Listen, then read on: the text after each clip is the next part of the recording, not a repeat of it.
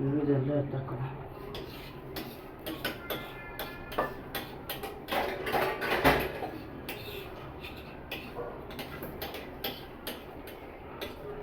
ಎಷ್ಟು ಹಾಂ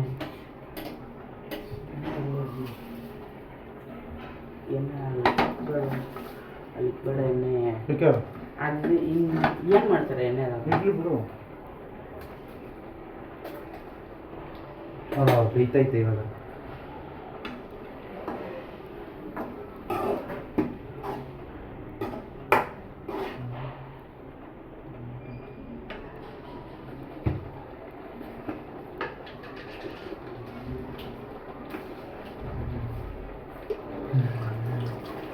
ಸಾಕೋ ಸಾಯಿಸ್ಬಿಡ್ತೀಯ ಮತ್ತು